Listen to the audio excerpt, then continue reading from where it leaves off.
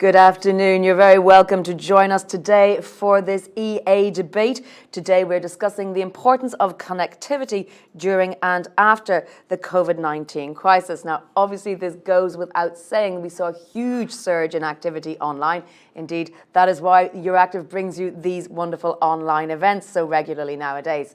The pandemic, of course, saw a surge in a requirement not just for online tools and services, but also for very high capacity networks. So we're going to see a little bit about how that will play out in the future, what the likely demands are going to be. The OECD, for example, reported that since the start of the crisis, the demand for communication services have soared, and some operators are experiencing as much as a 60% increase in demand. So that is something we all need to bear in mind, because delivering that sort of capacity doesn't come easily. It's difficult to ramp these things up overnight, but we have learned from the pandemic that there is a great deal of ability out there when there is the necessity to deliver.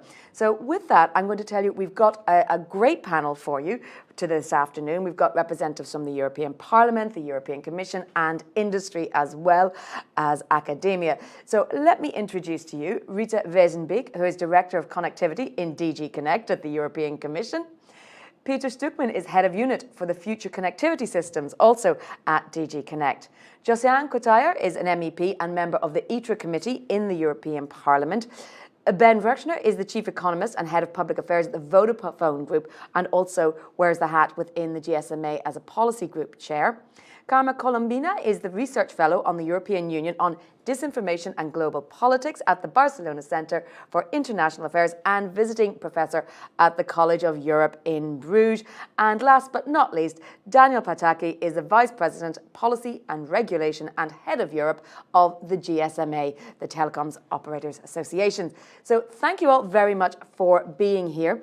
We want to talk to you about what is necessary. How can we deliver the sorts of connectivity we want to see throughout Europe? So let me start, Rita, with you. Let me give you the floor and hear what we've learned from the pandemic and what we have got yet to learn. Yes, thank you very much, Jennifer, and thank you for Euractiv for inviting me to take part in this panel. So I understood we need to be short, and I'll try to meet that challenge. So thank you already for underlining the importance of connectivity in the context of the COVID pandemic. So I would like to touch upon a little bit the broader framework, which is for us the Digital Decade Compass and Policy Program of Connectivity. Also the importance of connectivity in this context, a bit on where we are and a bit on what is necessary.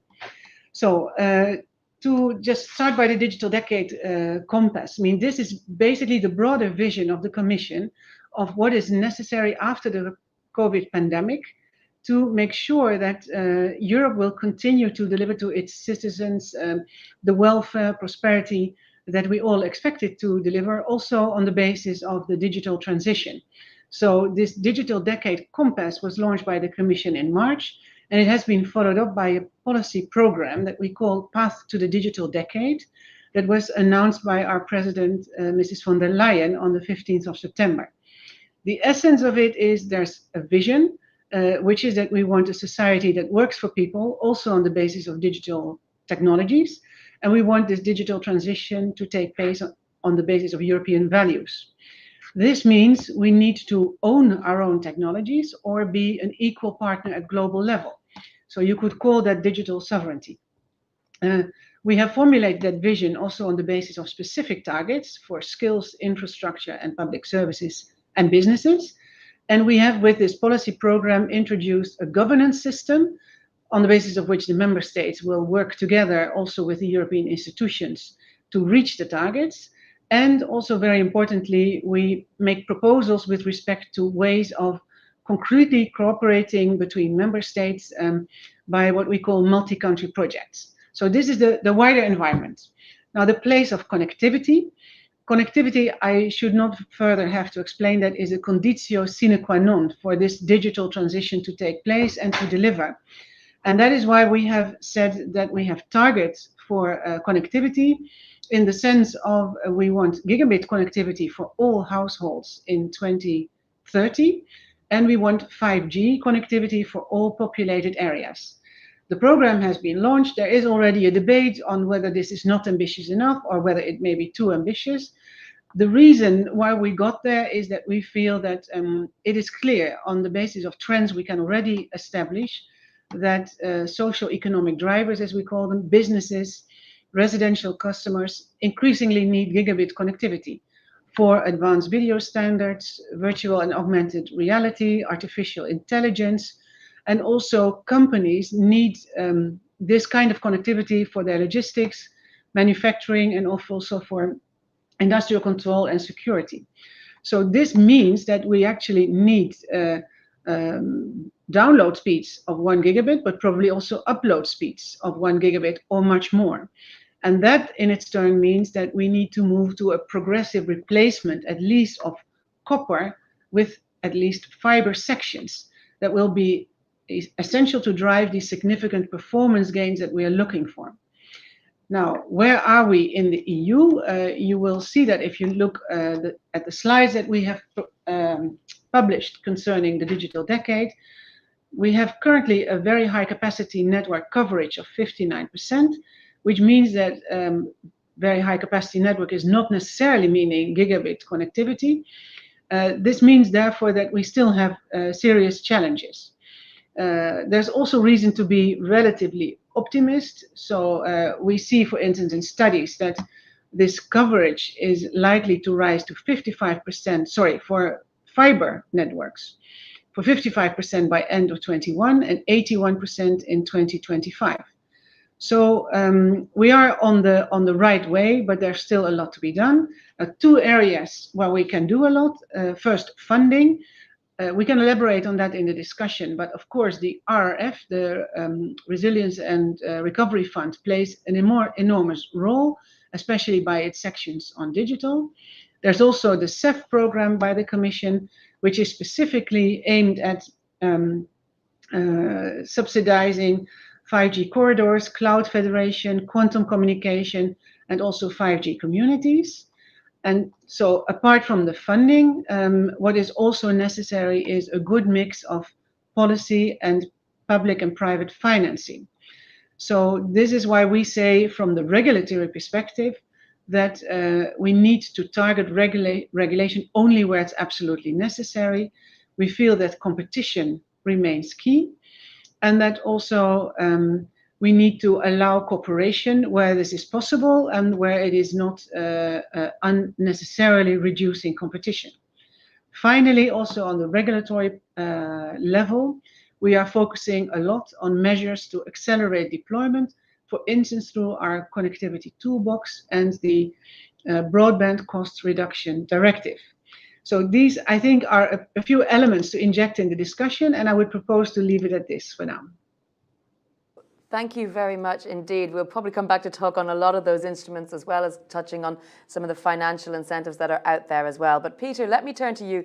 Obviously, still within DJ Connect, but give me your slightly different perspective on the technical side of this.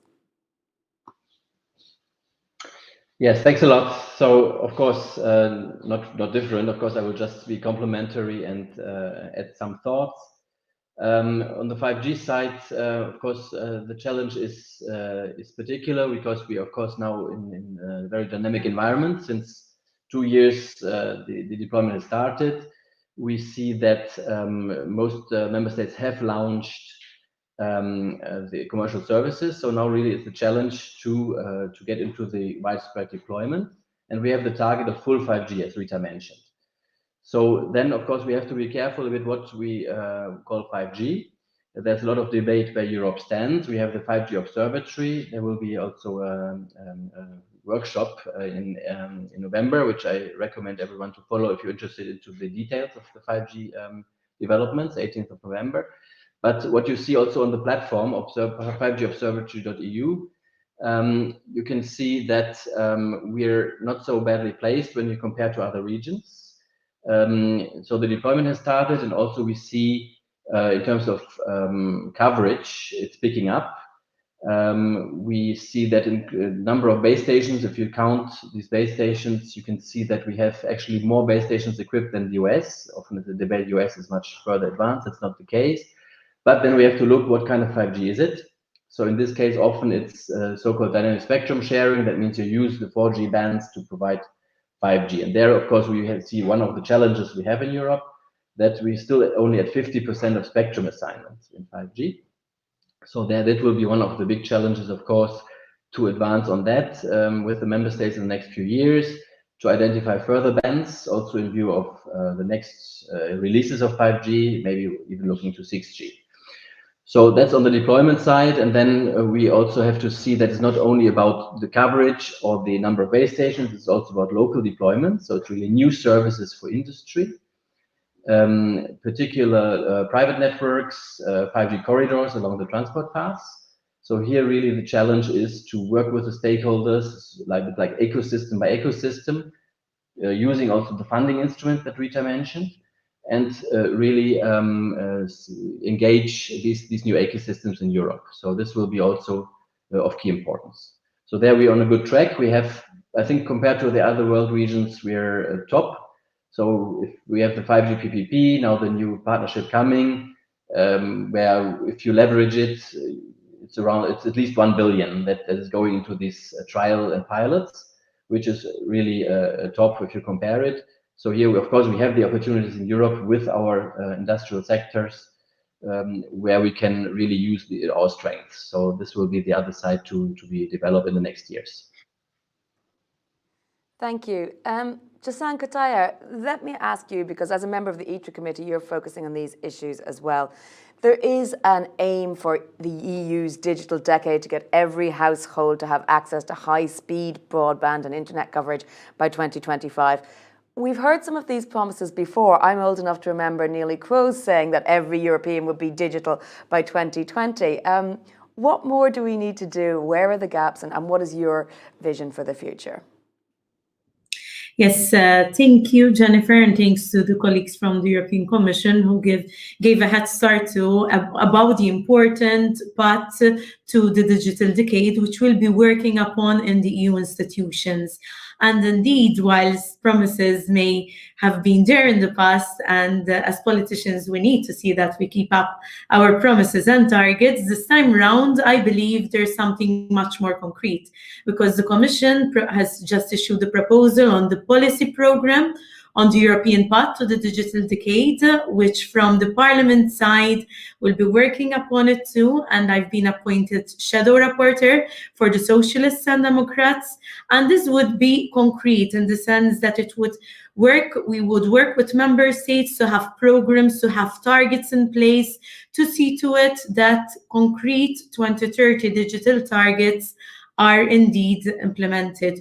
We'll have to see also the monitoring side aspect, which is already being planned, and therefore this is an important aspect. It's good to have policies in mind, to have targets in mind, but then we have to have a concrete, effective program on how to implement them. So this is a head start on that. On the other side, I believe even the fact that, as was mentioned earlier on, and the topic of this debate recognizes the fact that the pandemic has really helped us into digitalizing more and pushed us to digitalize more, has served as an urgent reminder that we really need to be effective, that we really need to deliver on targets, that we really need to deliver on results. And I would like here to state the important aspect that sometimes we tend to compare ourselves to other countries and continents. Indeed, the EU is trying to be a leader, and it has got its own positive aspects, which it could have more potential and work on its more potential in this regard. But for sure, let's remember that we shouldn't stop at comparing, but rather go a further positive step in the positive direction that will see to it that when we speak of connectivity, we think of how that connectivity could benefit actually our businesses, our citizens, our households. Rita was also mentioning targets relating to households, etc. And it is very important that through the digital decade, which we will be working upon, we really focus to leave no one behind, and no one behind when it comes to the different households, the different regions, the populated areas, as was mentioned, including the peripheral and remote areas, which at the moment some of them are not well connected or may not have the connectivity there. And this is indeed very much important, that it's important to focus on workers, the diverse workers, and the citizens in general that have this connectivity. The SMEs, we cannot forget. SMEs tend to not sometimes digitalize as much as larger business do, and therefore we have to help them. So let's speak of connectivity and the infrastructure, but let's also focus on the importance of leaving no one behind to provide adequate connectivity, but also the skills required. We don't want a situation where we'll have a Tesla, for example, a Tesla car, but no authorized driver to drive it. Well, thank you for that. That's quite a nice analogy. And I'm sure we'll come back to touch on those questions of SMEs. And of course, SMEs may also have the advantage of being agile, to be digital, but we will talk about that in due course. I'm going to turn now, Ben, to you. Connectivity is at the heart of what you do. So tell me a bit about how you view what we may have learned or what we may need going forward out of the COVID crisis. Yes, thank you, Jennifer. So, I think we all can violently agree that what we've learned is the indispensable nature of connectivity through the crisis just today, but for the last, it feels like a lifetime, but maybe it's only 18 months or so. We've depended on connectivity to get us through our daily lives, our work, our social lives, and indeed how we shop in most cases. So we have become an indispensable part of how we function. And that's really been nailed home by the crisis. So then when we look forward, in terms of what we've learned, I think just echoing what Josiane, I've probably pronounced the name incorrectly, just said, really we are focused also on leaving no one behind, and having a plan going forward which makes sure all the regions, all the businesses, SMEs, SOHOs especially, and public administration can benefit from this digitalization path that we are on. But really with infrastructure at the heart of that, the question is, how do we get there? And there's been already a discussion now today on, we have the targets. I think that's good. So we have clear targets where we want to get to by 2030. We also have funding, which I think is, especially on the mobile side, the first time we have real public money going into mobile infrastructure, or potentially going into mobile infrastructure. But what concerns me is two things. Firstly, we commissioned some research from Deloitte earlier in the year, looking at the national funds and also the European Recovery and Resilience Facility, and we still see a huge gap between the investment gap to meet the connectivity targets and what is actually in those plans. And it's in the order of 100 or so billion euros still as a gap. So the question is, how do we bridge that gap? And the only way to bridge that is with a fundamental change to how the sector is policed or regulated. And having targets and having even mandated targets with monitoring of those targets is fine, as long as there is the policy program in place to ensure that is a possibility. And to put it in perspective, Jennifer, you said at the beginning 60% traffic increase from the OECD. On our networks, it's in our accounts. On the mobile networks, just in the first year of the pandemic, there was 44% growth of traffic on our network, which to many people think, well, that must be fantastic. You must be so wealthy now because there's 44% increase in demand. But at the same time, there was a 4% drop in service revenue. So the market for us is not delivering the ability to grow our revenues at a time where traffic growth is growing enormously. And remember, this is mobile traffic growth when people are still stuck at home. So the question is, how do we make sure that this can change in the future? Because we cannot continue to have an increase in traffic on our network, but yet no increase in the revenue. And for me, that's two simple things. One is we have to ensure every euro invested goes as far as possible. So we have to remove as much of the duplicate infrastructure as possible. And the second thing is we have to have an honest debate about spectrum policy, where in the past, spectrum has been used heavily to extract value from the industry, to generate huge payments for society. Now we need to really make sure that spectrum is used to create the value and ensure that every area in Europe has the connectivity it needs. And this is the crucial part. Every area needs to have it, because the business case in rural is not just about us as mobile operators or telecoms operators in infrastructure. The government has a great business case for investing in rural areas. It helps with keeping the cohesiveness of the country together, giving people opportunities wherever they live, and also helps with the decarbonisation of our society. So we have to think about how to invest in those rural areas, not just from an operator perspective, but from an operator plus government perspective, which is why the state aid guidelines are going to be so important in this regard. So just to summarise, we're very happy that there is a real now drive to hit those targets, to have really ambitious targets for connectivity, but we have to be honest about the gaps that exist and how we need to bridge those gaps to make sure that we actually deliver on those targets, on time and for the benefit of all European citizens. Well, thank you, Ben. You've touched on a lot of things that I've been noting down, so we will possibly come back around to talking about spectrum auctions, state aid, and so on. But Kalman, let me turn to you now and ask, what's your perspective? What have you been working on that you want to let us know about to set the framework for our discussion? Well, thank you very much, first of all, for having me. And in fact, I'm very much, or I agree a lot with everything that has been said, that I think we are facing this double challenge, that it has a lot to do with infrastructure, but also with the fairness of all this digitization process. Because what we have really witnessing during the pandemic is a widening of the asymmetries and a new awareness of the vulnerabilities that we have as a society. So I think that it's important to have all these accountability process and all these measures to see where we are heading, but also it's very important to keep taking care on the fairness of this process, because connectivity is crucial, but the quality of connectivity, as it has been said, it's even more important, because at the end of the day, the European Union is ahead on the connectivity of its population. So it's more than 90% of households in the European Union have access to internet. But of course, what kind of access? So I can take the Spanish example. So there is 91% of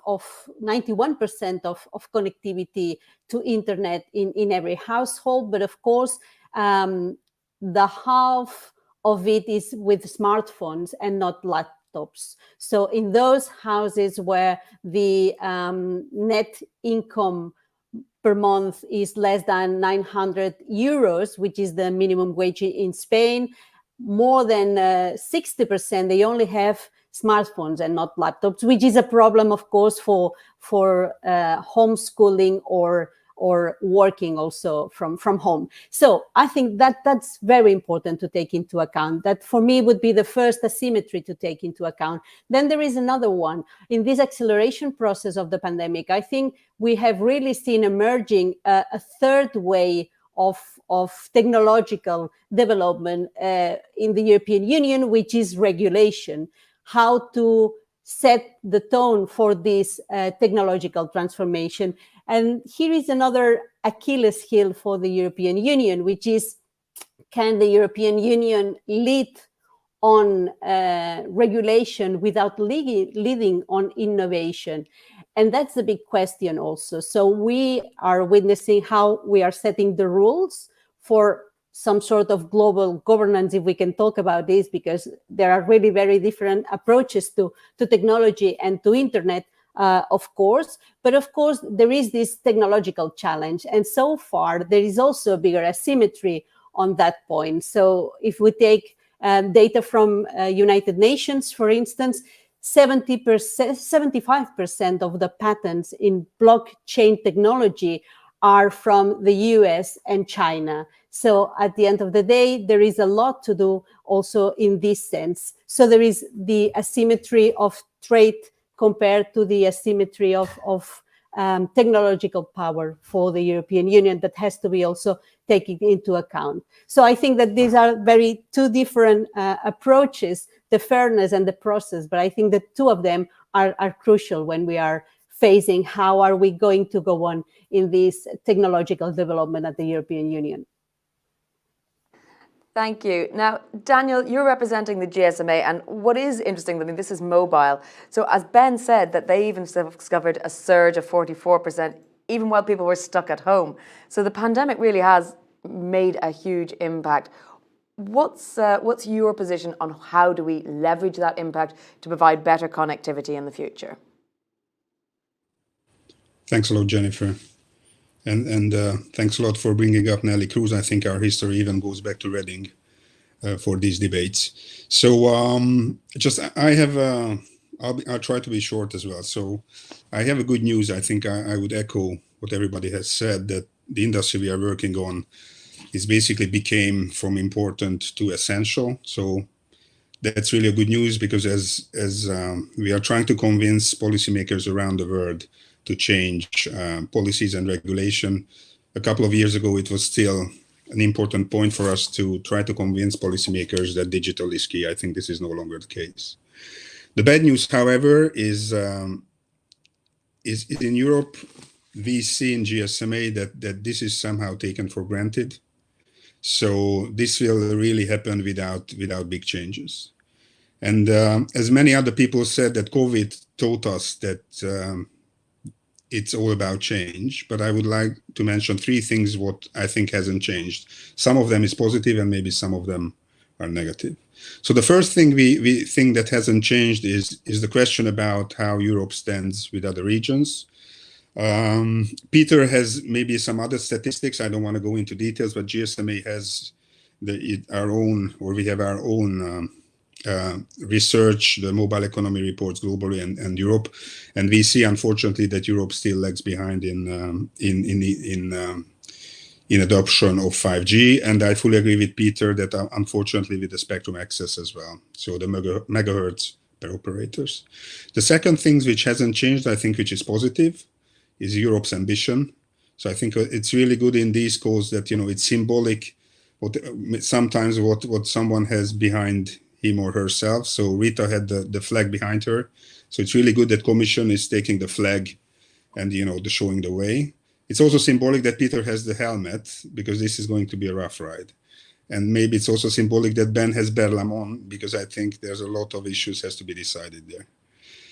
Of course, Carme has the books, so we have to have, you know, it has to be analyzed thoroughly. And maybe Josiane has the curtains, so, you know, we have to look behind that. But more seriously, so the third thing which has not changed is basically the ask for the industry that we need to fix policy. So when Rita was thinking about funding, we really would like that policy should change. If just one more last piece, and then I think we can discuss it further. When in these discussions you would talk to analysts, they would say that the lagging behind of Europe has mainly two reasons. One is fragmentation, so that the number of players in Europe, and the second one is regulation. And in regulation mainly, one of the issues, as Ben has pointed out, the spectrum policies. And the second one was Rita mentioned, and we are fully behind it, is the deployment rules. So I will stop there and maybe we can have a discussion on some of these. Thank you very much. Thank you, Daniel. And let me say to our audience, because I know there's some of you already writing questions in, that we are very happy to have your questions. Use the chat function there. If you're directing them at a particular individual, please do say so and try to keep them concise so we can get through as many as possible. We've got about another 3/4 of an hour, but we have got 6 panelists, all with great ideas that they want to share. And Josiane, I know you wanted to raise at the beginning, before we get into some more nitty-gritty, the issue of innovation. Yes, indeed. Carme referred to it, and it's indeed a very valid point. And may I start from the fact that to have a fair transition when it comes to connectivity, it's important that we'll have the democratization of assets, because we won't get there if we don't have the democratization of assets and if we don't have everyone on board. So that's an important point worth emphasizing a bit. And then when we speak of research and innovation, yes, it's key. We need to come together in partnerships, collaborate more if we really want to get there, and if we want to also address fragmentation, which Daniel has correctly mentioned. And indeed, I believe that the new joint undertaking under the Horizon Europe, when it comes to public-private partnerships that are possible under Horizon Europe, the Smart Networks and Services joint undertaking is indeed an important JU to mention here. And I believe it could help Europe a lot when it comes to the importance of ensuring adequate connectivity in line also with our values and with putting certain concerns putting our minds at rest with regards to certain concerns, such as cybersecurity, when it comes to enhancing 5G deployment, when it comes to starting preparing even for 6G. So this joint undertaking could be key, and there is money allocated to it under the Horizon Europe, which could really help. And therefore, yes, indeed, we have the willingness, which is there. We have the urgency brought by the pandemic and the eye-opener, which is there too. We have funds under the MFF and RRF, and also under Horizon Europe and other programs. And therefore, we need now to make sure that with also the policy program that will be working upon within the institutions relating to the European Digital Decades, we have no excuse not to make it this time round. Thank you, Josanne. Well, you've raised the Horizon Europe project, and I know earlier on that Rita was mentioning, of course, the CEF and the Recovery Fund. Ben, you in your introduction mentioned that there's a need to do away with duplication of infrastructure situations. Is that more necessary than direct funding through these various instruments, or where do you think we should be spending money, or is it just about streamlining? So difficult question. Is it more necessary? I mean, both are necessary. I mean, the reality is. Now, from our perspective, I don't think this would be a surprise to anyone. We always prioritize private investment over public investment, and that is what we'd like to see going forward. So, as I said, the first priority should be to ensure that every euro invested by private investors like ourselves goes as far as possible. And we've recognized a long time ago that the level of duplicate infrastructure is not sustainable. We've moved into network sharing in many of our member states where we operate, and also we see the need for market consolidation where appropriate, in order to ensure that, as I said, that the money invested by the operator community goes as far as possible. But also we recognise that this will not get us to the end of the road in terms of meeting the targets. So when we look at some of the rural connectivity that we'd like to put in place, and when we're currently in discussions with governments like in Spain, where they're looking at the extent to which the subsidies from the Recovery and Resilience Facility can be used in a rural area, we're looking at huge levels of subsidization being considered, with operators sharing a rural network. And even then, we struggle to make the business case. And this is what I said earlier, where the business case for rural connectivity is no longer an operator-driven business case. It is about the benefits to society, the externalities that are generated from that rural connectivity, where the benefit first and foremost goes to government, not to operators. That is how the business case needs to be looked at. Because we look at it, and the additional traffic or the additional revenue generated from these very difficult places to reach just doesn't make the case sustainable in the short, medium, or long term. And that's when Rita said at the beginning, like there's good progress being made on the targets. You get from 50%, I think it was, to 80% by 2025, which is good. But the last 10%, the last 5% is where the real challenge is. And what the pandemic has taught us is that last 5% is absolutely critical, because you cannot leave that 5% or 10% behind. And that's where new approaches are necessary to really drive the combination of private and public investment to ensure that Europe gets the infrastructure that it requires. Well, Rita, I see you nodding along with that. So I wanted to bring you in on this question anyway, about whether the funds can be better directed. I mean, a lot of the bottlenecks I think Ben is speaking about actually happen at a member state level, or a national, or even regional and local levels. I mean, what can EU funds do to ease the passage of these bottlenecks? Yes, well, I think that until now I've heard a lot of areas and issues where I think we all agree. So in that sense, it risks becoming an uninteresting discussion this afternoon.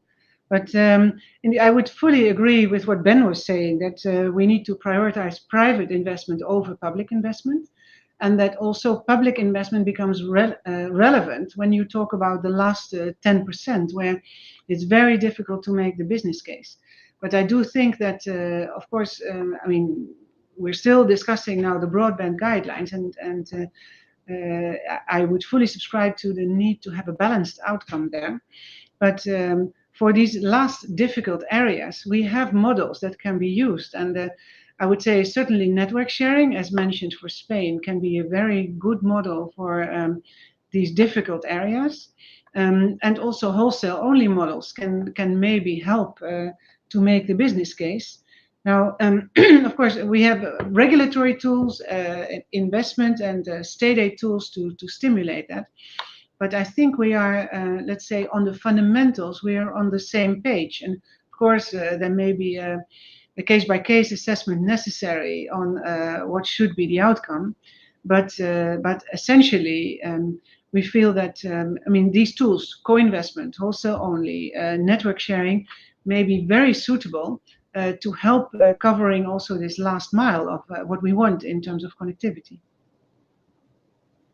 I thank you very much. In fact, I've just noticing that a question had come in from an audience member, Karl Gerhard Liel from the Estonian MFA, asking very much specifically about that sort of question to you, Rita and Peter. How can democracies work together better to improve connectivity in developed and developing countries alike? And do we need a unifying framework to tie together the various connectivity initiatives? And what can the EU do? A sort of multi-part question there. But Peter, perhaps you might talk a bit about what the EU can do in terms of underlying frameworks. Yes, thanks a lot. So that was also mentioned by Josiane, the Smart Networks and Services Partnership, where we already start to have one common approach to R&D deployment, and gets a really consistent approach to the different programs that we now launching. Also, the link from Connecting Europe facility to the Recovery Fund, for example, that's something that we're really trying to do through multi-country projects, that we can really work together on these big initiatives like 5G corridors, but also other areas than connectivity, of course, where one member state can't invest alone, where we have to do it together. And then, of course, when it also mentioned the global agenda, there indeed, I mean, we have been example, I think, a number of things, of course, ethical AI, GDPR. And there also, Josiane was mentioning the values behind it. The same applies for connectivity, that we indeed in this, when we look now to 6G, that we want to develop solutions that are trusted, and by that also have an advantage in Europe.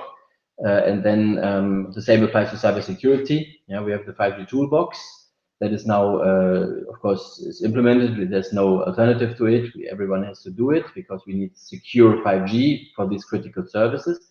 But we took this risk-based approach in Europe, and I think the world looked at that, and many member states, especially in developing countries, are looking at that with interest. And in that sense, I think we can really shape the agenda also on these in these areas. Thank you. Daniel, I want to get your ideas on this and your thoughts on this, and how the EU can help, in particular in areas where maybe there are more member state competencies, for example, things like spectrum. I was just noting down how I could respond to Rita to sure. not to be in a brutal agreement, but unfortunately, maybe we are in agreement with a little bit less on the agreement on the assessment. And if there would be a CEO representing us here, he or she would be more critical and talking about that basically, you know, if you would compare, if I talked about analysts, and if you would compare the US telco operators market cap in 2012, it was the same as the European operators market cap. And basically by 2020, so in 8 years, the European telcos has lost 57% of their market cap, while the Americans has gained 213%. So in Europe, there has been value destruction in this industry. So when we talk about, you know, these needs of investment, and Ben talked about the gap which is still missing, I think it's not only the last mile, but it's also, you know, how the big bulk of investment will be done. And there are, you know, two things when I say we are maybe less in agreement in other parts of the Commission, because the fragmentation, it comes on the competition policy changes, which is a long-standing discussion, how competition policy could evolve in Europe to tackle this fragmentation. And the second one, as you said yourself, Jennifer, on spectrum, of course, then DG Connect is rightly pointing at the member states. So we have like a joint challenge about how the rules can be implemented in a way that helps Europe and society. As a follow-up, give me your vision of what you would like to see change with the spectrum rules. You know, as we've been discussing this in the context of 2021 and the world we're living in today and the demand. So, you know, a lot of rules have been revised, drawn up and looked at for decades now. What needs to happen urgently before the end of this decade? Assignments has to take place. So I think that everybody agrees that should be speeded up. The second, which is closer to our hearts, is basically that there shouldn't be extreme reserve prices, so that, you know, it's the same old song that, you know, finance ministries and member states should understand that this is not to fill a budget gap, because then they should rather think about the coverage, because this is a trade-off. So the less you ask in front or during the spectrum fees during the years, then more coverage you would have. The second one, or the third one, is basically sometimes some member states create some artificial scarcity to bring up the price. So we are fighting on that front as well. And also some member states think that, you know, a set aside for a vertical is helpful. We think that creates scarcity, and that, you know, then the coverage will be also problematic. And last not but least, some member states also think about that the state kind of intervention or a state-owned initiative is the solution. But we have seen, I have the opportunity to have the global cap as well. And then we have seen in Mexico, for instance, that these kind of initiatives will all be about burning taxpayers' money. Well, thank you very much. I don't think that's a vision any of us actually want to see. Carmen, let me come to you and ask you about what do you think are the central demands, if you like, from a societal point of view or a citizen's point of view about why this is essential? Mm-hmm. Well, when I was listening to Daniel, I thought that one thing that has really changed is the awareness of the urgency. After so many years, I think that now everyone knows that this is something that has to happen, and it has to happen really quickly, because we need it. We are just falling behind. I think that's the first thing. The second thing is that there is an opportunity for the European Union, in fact, for setting the tone of the regulatory framework, as they have done already with how to deal with this information and social networks and technological platforms. There have been setting some sort of example for the relations for other countries, certainly for Latin America. And I think this is also an opportunity for the European Union as a regulatory leadership. And finally, from the societal point of view, I think that still here we have this inequality of outcomes, as the UN mentions sometimes, even inside the European Union. And there is certainly a very different approach to technological transformation in societies. If we compare, for instance, Estonia, that they were asking already as how to go farther, and if we compare with southern countries. So I was just participating on a debate on digital challenges in Spain last Friday, and there was this poll for SMEs, and there was a clear majority of SMEs that they were mentioning that the first concern they had with the digitalization process was that they didn't know how to find the resources, how to get the funds. That was the first. The second is that they didn't really know what the rules were, because they felt that the laws and the norms were changing so quickly that they didn't have time to adapt. So that's a very clear challenge for still some SMEs in the European Union. And finally, I have another concern, and that's a bit different of what we are discussing, but I think I have still a concern on how are we explaining this technological transformation to society, because for certain layers of the society, they still see this technological transformation as a threat. For instance, for some jobs and for some labor environment transformations that they feel that they won't adapt. So I think there is also a need to build a bigger or a more inclusive discourse on the positive effects of this technological transformation, because it's not getting everywhere from my point of view. Thank you. I'm trying to draw here to the two strands together, the why and the how. Josanne, I think you want to add to what Karma was saying on the why and the importance for SMEs. Yes, indeed. It's important that we explain the concrete applications and the concrete advantages of connectivity of 5G, because as said earlier on, we have this tendency sometimes of focusing on the physical aspect, which is important, but we cannot ignore the fact that we need to also address any concerns that there are, but also address and help the SMEs and citizens navigate through the opportunities and the practical applications that there are. And on this SMEs point, it's indeed very much important. And I worked on the SME strategy at the European Parliament, and it's a known fact that SMEs suffer from the fact that they have a knowledge gap and they don't have the adequate skills, resources, and time for training sometimes. And therefore, it's important that we will mobilize, for example, or deploy certain local advisors at the local level. This was also a suggestion I pushed forward in the SME strategy report of the European Parliament, so that these advisors, professionals, could really help our SMEs navigate through the opportunities that there are, the funding that there is, because that's also a maze for our SMEs.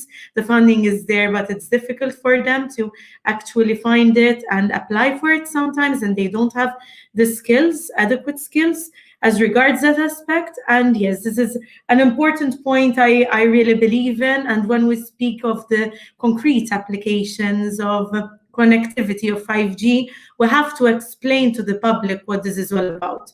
This is also about remote working, remote learning. It's also about remote medicine, or even in areas, for example, where certain medical services, certain social services are not available.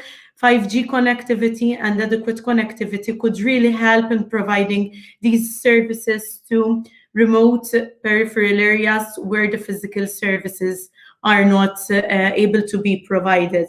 Otherwise, I wanted to pick up then on a point that, yes, regulatory leadership should be at the central of the EU strategy for digital leadership. As we've led the way when it comes to data protection, GDPR, we could really lead the way here too. We're working in lead on issues of social media, disinformation, Digital Services Act, and the DMA. These are all important laws. And over here too, with this policy program related to the digital decade, I believe that we could really lead in this way, lead in the way of regulation, which balances in a way that leaves space to innovation and investment. Obviously, that's very much important, but in a way which respects values and principles. Thank you, Josanne. You've opened a huge can of worms there that we don't have time to get into today. I'm certainly not going to be drawn into a discussion on GDPR in the space of the next half an hour. However, I do want to come back to Ben and also to this question of 5G frequency. And just we have Eddie R. Anonymous, an audience member, saying that in Germany, the band 3.7 to 3.8 gigahertz is reserved for industry use and the fees are calculated based on an agreed formula. Why could this not be extended to the whole of the EU? Just a suggestion or a comment there from our audience member. But Ben, perhaps you could speak about the spectrum issue more generally. Sure. Well, yes. So our answer to why should it not be copied from Germany to the rest of Europe is we don't really agree with the set aside of spectrum for specific use cases. So we'd rather what's happening in Europe was actually taking place in Germany on this topic, because yes, you can when you look at it in the micro level, you can make a business case for setting aside spectrum for industrial use, but the alternative use, which is across an industry, across an entire geographic footprint, is much more economically valuable. And therefore, we believe that set aside was in anticipation of a competition problem, which actually hadn't happened yet. So we are very happy to to develop use cases for industrial applications and for private networks as and where appropriate, but to set aside an entire block of spectrum at the cost of creating spectrum scarcity for the existing national operators was not the right policy choice. So from our perspective, we'd rather what was done elsewhere in Europe was copied by Germany. But then more generally on spectrum, Daniel listed a number of things which I think would be very beneficial in terms of spectrum policy. The one example we've seen recently, which we think is a very good benchmark, is what's proposed in Spain, is where the new spectrum has an automatic life of 20 years, but also an almost automatic rollover as long as we meet our obligations of an additional 20 years. So effectively a 40-year life for spectrum. And we think very long life for spectrum, in fact, perpetual licenses to give us much greater spectrum certainty, which in the end leads to greater investment capability, is the way to go forward on the life of spectrum. And that applies then to not just the new bands, which has been the case in Spain. Then think about that in the context of spectrum renewal, where in many markets, the renewal process is again used as a means of extracting value from the sunk investments we've already made, as opposed to actually allowing us to invest further with confidence in the knowledge that what we already have in our networks can be used confidently going forward. So just that on the spectrum part, two additional points to bring. I just want to say on the SME part, just if I can, just one additional build. I think we all, again, to Rita's point earlier, everyone's in violent agreement on the panel about the need for SMEs to digitalize. But I think one dimension that I would like to bring in, which applies to SMEs, it also applies to the infrastructure debate, is about the urgency of this.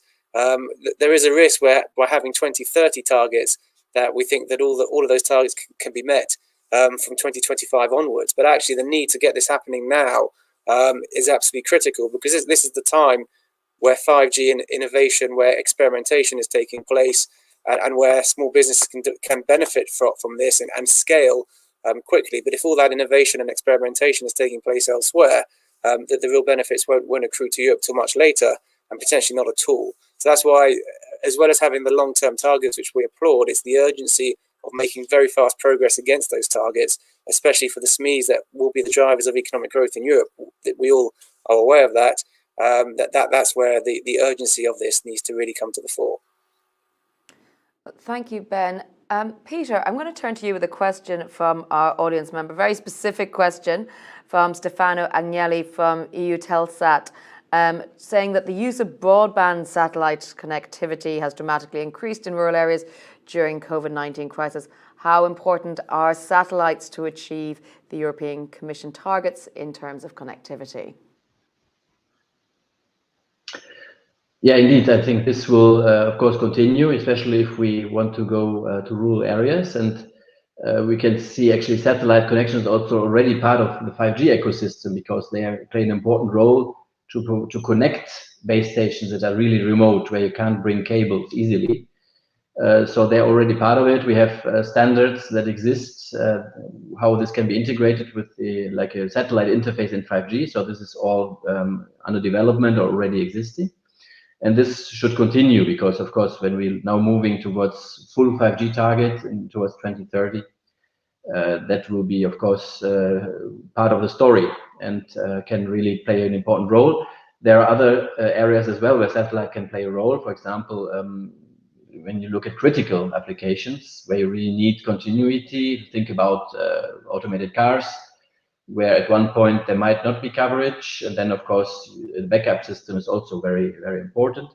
And the satellite industry, of course, has a lot of experience to work with professional critical services. So I think there is clearly a role to contribute. And this is already the case, of course, in our projects, also in the 5G PPP and the upcoming partnership. So yeah, really looking forward to work with the satellite community. Thank you, Peter, for clearing that one up. Another audience question, this time from Amelia Padarario. Rita, perhaps you could take this one. The EU is searching to improve connectivity links in the Western Balkans, but this region has major infrastructure challenges. How does the EU plan to overcome this, in contrast to searching to implement a connectivity agenda in the Balkans? So, I mean, this is something we've seen lots of the Western Balkan conferences and discussions about connectivity. Rita, what's your take on that? And also, I think you wanted to talk a little bit also about the necessity to spread skills in this area as well. Yes, so my main reaction for skills was rather also within the EU context, but indeed it's obviously very important that in the Western Balkan, which are our neighbors, that we support and help regulators, operators, governments in this area to the extent possible also work towards the same goals as we are working. So this is why we have the Western Balkan agenda, and we are very happy with the cooperation as it also took place last week. Now maybe, if I may, on the digital skills, and if I may also on spectrum. But for digital skills and SMEs, I was actually grateful to Josiane to make the link with the digital policy program. And so in that context, I think, first of all, it's very important to signal that President von der Leyen in her speech 3 weeks ago identified digital skills as a core issue, which was basically an issue for European leaders themselves to take charge of. So this is one of the elements that is, of course, at the core of the possibility of Europe to develop and also to develop business cases and use cases. So the good thing of skills and SMEs is indeed they are mentioned in the digital policy program, also with specific targets. And the way we see that, and that's why I really like the opportunity to highlight that, is that this cooperation will take place on the basis of national roadmaps.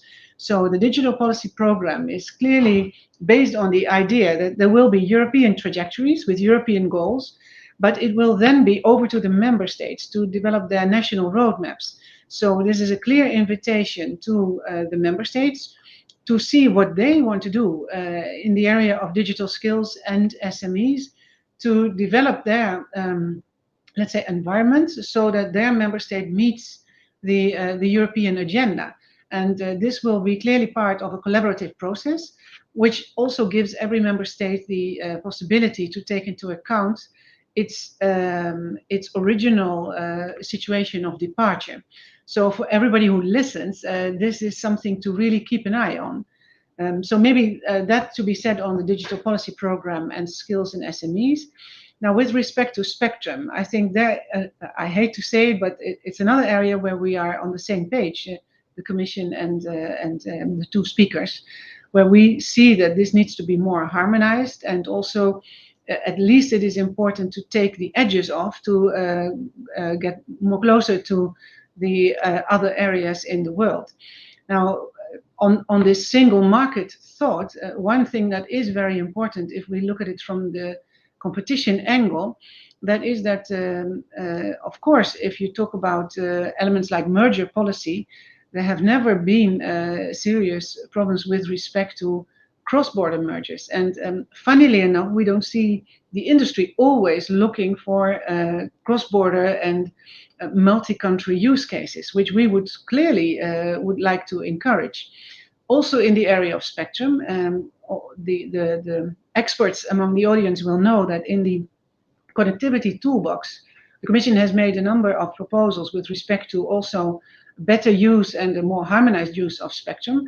And there, in particular, we have been looking for cross-border use cases. And I would still repeat that call to the industry. It cannot be that we are moving to the 2030 targets and that we will not have a much wider possibility of having spectrum also being used on a cross-border basis. So this call to have cross-border use cases is still outstanding, and I would still like to underline it. Daniel, let me come to you next. Thank you very much, Rita, for touching on all of those issues that have been raised so far.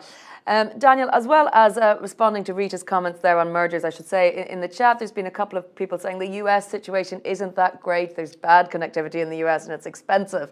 So perhaps you could react to that and indeed to what you've heard from the other speakers up to this. Yeah, thanks a lot. So there on the US one, I think it's a clear picture. Well, I'm also a veteran in European regulation and policy. And then if I really don't want to be politically correct, the only thing which I miss here rather than in other places around the world, that here it's somehow the elephant is in the room is the money. So the whole thing is the picture I wanted to describe, that this sector is in decline, and that doesn't have the ability to invest for these sector players. And if we have ambitious, and even if you don't have those ambitions, but if you have ambitions and the sector is in really big decline, and I could cite the return on capital employed or other measures, but maybe it wasn't the perfect one, then there is this investment gap. There's something has to be done. So I was not advocating to have maybe the US prices or some of the US coverage if somebody has experienced that, but rather and I would cite again the analysts. So if Europe would tackle the fragmentation and the regulation problem, which is mainly spectrum, then this investment landscape will be different. And Ben has cited one thing which I left out is the spectrum license duration. That's already something what could change evaluation and what could change the investment landscape. So I would respond for that comment, and maybe just one more thing, not to monopolize on the time, because I think Carmen and others has also mentioned Europe as kind of a leading force in regulation. So I think there's a double side of this coin. I think I said it several times in other possibilities that we as Europeans, and more like the policy makers and regulators in Europe, has a responsibility which is wider than Europe. Because globally, I know, because I have to do that job as well, that operators and policymakers around the world always look at Europe, what is the best practice. So we have this global responsibility. However, when we would have this call 10 years from now, I think we would be rather proud of having Europe in the top of the 5G or 6G race by then, rather than, having European regulation everywhere in the world. So I think the first one is more important. Thank you, Jennifer. Thank you, Daniel. And indeed, we spend a lot of time on these sorts of discussions comparing ourselves to the rest of the world, but of course, we need to get our own house in order first as well. It is now, we've just got about 15 minutes left, so I'm going to allow you all each a round of wrap-up thoughts, raise anything you haven't had the chance to say so far. It's been really rapid, and we've had a lot to try and cover, not least from the why, the how, where are the problems, and how do you overcome them. I think we're all very much aligned on the why. It's the identifying the challenges and how to overcome them is probably the trickier part. Karma, let me start with you. What has been your view? What are your takeaways? And what would you like to say as your leaving message? Thank you. Well, I had some data on the US, in fact, and in the United States, 4 out of 10 households do not have access to broadband connections. So from my point of view, this is also very symbolic on all the different aspects of this technological transformation. How can you be leading a technological confrontation from a geopolitical point of view, and then having all these internal challenges on the connectivity of your citizens? So, and that's interesting, because this is something for the European Union, which is working a lot on how to harmonize this situation inside the European Union, how to set the rules inside the European Union. And at the same time, they feel they don't want to be dragged into this bipolar confrontation that we are just witnessing from China and the US and the technological power of them both. So that's, from my point of view, the first point. The second point, well, then, if I may, I will then insist on this just transition also for the digital transformation, so that we have all these infrastructure challenges that they have been already taken care of and they are working on. And then, of course, how can we set also the tone for making this transformation inclusive? And this, we didn't talk about artificial intelligence, but it's very much connected. How are we going to develop, and how we are already discussing on how to make this artificial intelligence from an ethical point of view, also more representative on how the technological evolution of the European Union wants to go. So I think that would be for me the closing up. Just thank you very much for having me here today. Thank you very much, Carmen. We really do appreciate you bringing your insights from a different perspective to the policy and the industry side. So thank you indeed. Peter, let me come to you. Closing thoughts, key takeaways from you. With pleasure. I will leave, of course, the conclusion to Rita, but maybe just to add some thoughts on the 5G. So I think we have the challenge now really to invest, of course, both in fixed and mobile, but in terms of recovery. So really 5G is about the digital and green transition to enable this. It's key, and here we really need in the next few years, of course, to use the Next Gen EU budget and the programs that we have. And here, maybe also coming back to Ben's thought on the right way to invest. So it's not only about covering with tens, 100,000 of base stations everywhere. It's really to do the 5G build right. So use the right bands, provide really a step change for new quality, and think about the also the vertical opportunities for the industry. Really to enable these new ecosystems, campus networks with corridors, of course, all stakeholders on board and build this up together. Thank you, Peter. Jasan, I know you were already convinced that the need was there before you joined this discussion. What's your takeaway in terms of what the challenges are and the how to overcome them? Okay, so I took some notes whilst hearing other speakers. So indeed, some key takeaways is first of all, Europe shouldn't be obsessed only with the Asia-US dichotomy, but we should really focus on our own stead, on the potential that we have as European Union to really lead. It's good, obviously, to take some good practices, but we have to look at our potential and our strengths that we can develop. And indeed, whilst the regulate... Hello? Sorry, Jasan, go ahead. Okay, so whilst the regulatory leadership is indeed important to continue building upon, indeed, investing in 5G, 6G and adequate connectivity is also very much important. So I believe we should really adopt a holistic approach along with the smart network and services joint undertaking and other examples, how we can use EU funds to foster public-private partnerships and collaborations together, so we'll move ahead. Otherwise, yes, indeed, Europe can support a growing demand for mobile connectivity, for example, from both the provider side and also the user side. And from the user side, it's indeed key not only to ensure inclusive connectivity, and yes, I do agree that we need to work upon inclusivity in all our policies, but also when it comes to the practical applications of 5G, for example, as I mentioned earlier, and this is very much important. And to have this trickle-down effect, a positive real effect, we should not only focus on the physical connectivity, which is indeed very much important, but also on skills, on empowering our citizens, our workers, our SMEs, our businesses, our public sector, on empowering everyone in our society to really transit in this digital decade that we will be working so much upon. Otherwise, the targets, the 2030 targets are key, and I look forward to working on those because we need to set targets.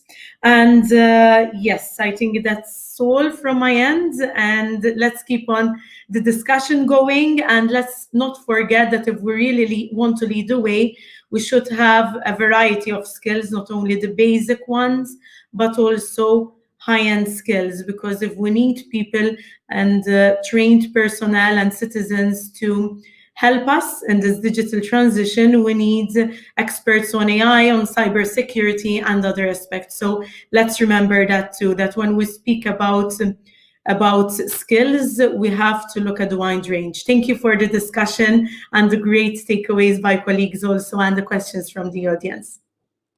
Thank you, Josan. Indeed, creating a Europe not just of users, but also of designers. And then we'll go indeed to the provider's side. Daniel, your final thoughts, please. Yes, maybe just a quick summary. I might use Rita's definition, which is conditio sine qua non. So the first one is, connectivity is essential. We agree. The second one, I think that the ambitions are always good. So we are behind this, as Ben said. The third one, what we try to advocate for, the status quo, we will not get us to these ambitions even close. The change we need is, Rita mentioned funding. There, what is important for the members we represent, that private should always come before public. And then on policy and regulation, as we discussed in Spectrum, where license duration, the set-asides, and the high reserve price, if we could forget all these, that would help the investment, as well as the change of competition policy, and last but not least, the deployment rules. So we are really, will work on the Commission or try to support the Commission to get the broadband cost reduction guidelines reviewed as soon as possible. Thank you. Thank you. Rita, I noticed you've been nodding along with a lot of what your colleagues have been saying. What would you like to add as your takeaway? The point is, I don't know when it's visible and not when I nod, but okay, apparently you've seen it. I can't see But it. so, indeed, for me to take away, I mean, it was a very interesting discussion, and from where I am sitting, I think we need to listen to that also with very much the public interest in mind. So that means that, of course, there's a lot of debate possible on what is the public interest. But if we talk about, let's say, the shortage of money and the fact that maybe in the US there might be more capital or funding available than in the EU, I mean, what seems to be a crucial filter is what Carmen was also mentioned.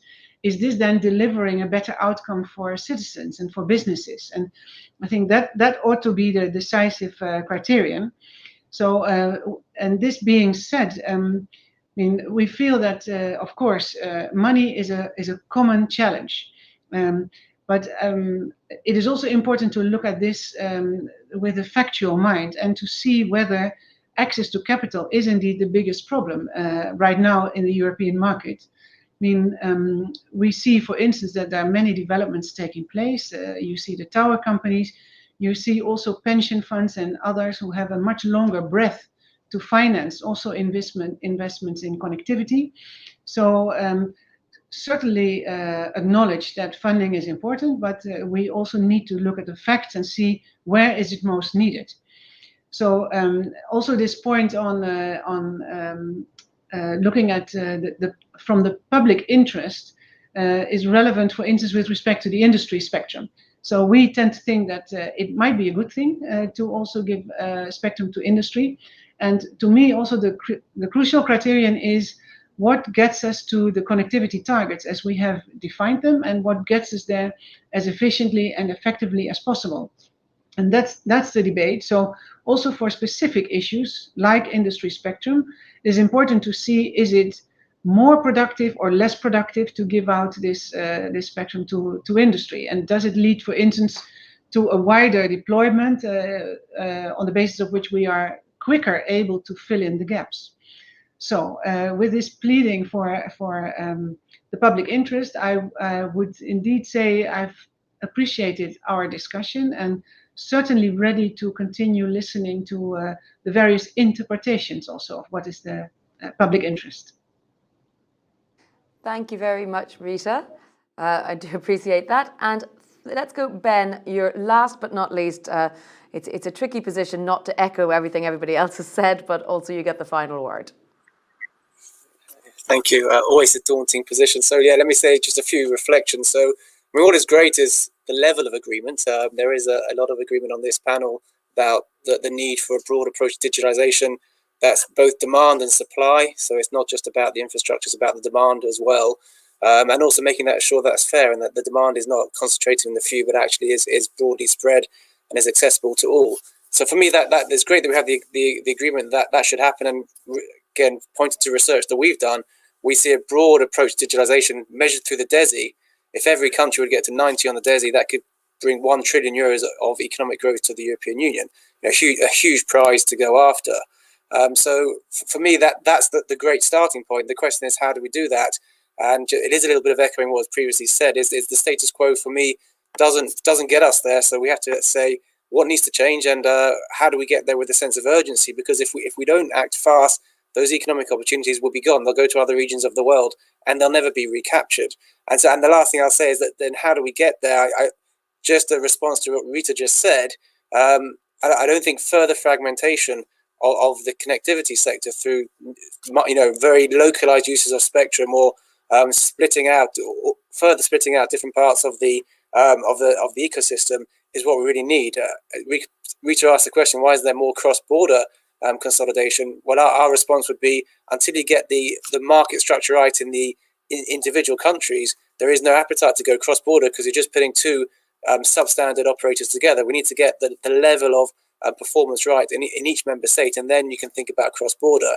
And further fragmentation is not the way to achieve that.